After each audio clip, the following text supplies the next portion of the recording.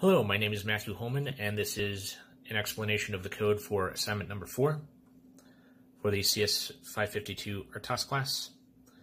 To start out with, we have a variety of citations for all of the online documentation and tutorials and whatnot that I looked at, followed by a series of pound defines. These pound defines will set the built-in LED number as well as the 7-segment common cathode data direction registers. After that, we have pound defines for the various numbers that we're going to be showing on the 7-segment segments. By setting the port registers with the correct bit flag, it will turn the appropriate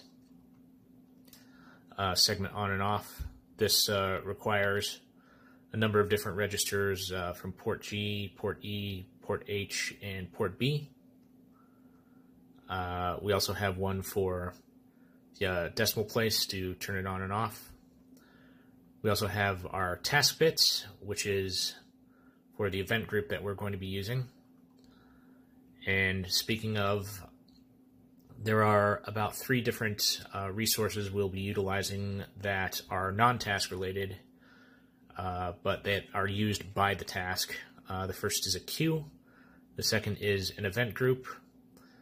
These are both declared a global scope due to the reason that that was what I saw in the various tutorials that I looked at. We also have the function definitions.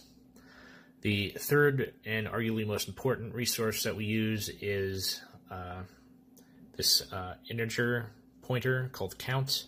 Basically, I use the PV port malloc function, which is thread safe according to the documentation, to create a spot in heap memory for the count to go.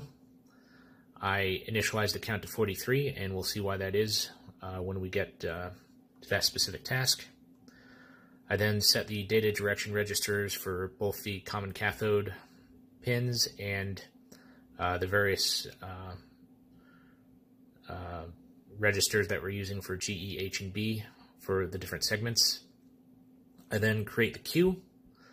It has a size of 5 integers, although there will only really be 1 integer at a time inside the queue. So it's a little too big, but it still works. We have the X event group create, which creates the event group. And then once those 2 things are both created correctly, we set the event group bits to set the right bit to being flagged, which means that the left task will run. And then we create the tasks right here. The counter task has a priority of 2, and the blinker task has priority 1, and the 7-segment left and right tasks have priority 1 as well.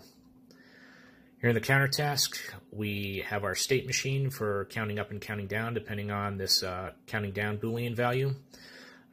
This initial state right here takes in the value greater than 42 and immediately decrements it. And we need to do that so that the first value we put into the queue send right here will be that 42. So it'll go down to the blink task. And so when it turns on, the first value we're going to get is the 42.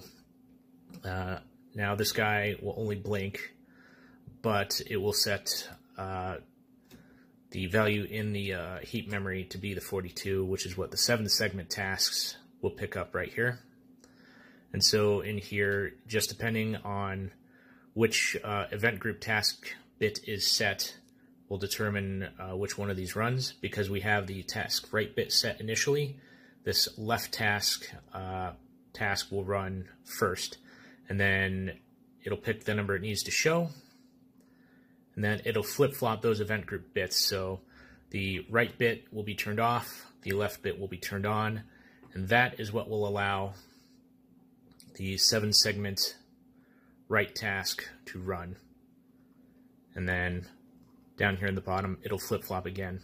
This has the effect of essentially eliminating all the different flicker, as the tasks are guaranteed to run one after the other in a alternating fashion.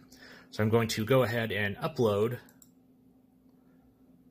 the code to the Arduino. We can see that going. And so now it's already decremented a little bit. You'll notice there's no flickering on the numbers.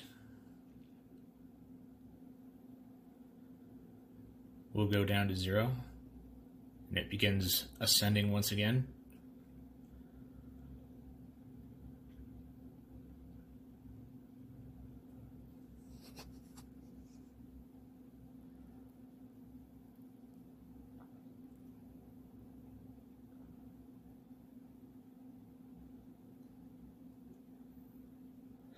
And now we are descending once again.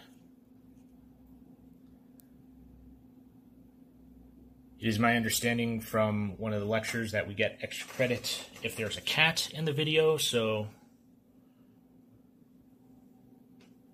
this is Muffins, and Muffins thinks I did a good job. Don't you think so, Muffins? Yes. All right, thank you very much. Bye-bye.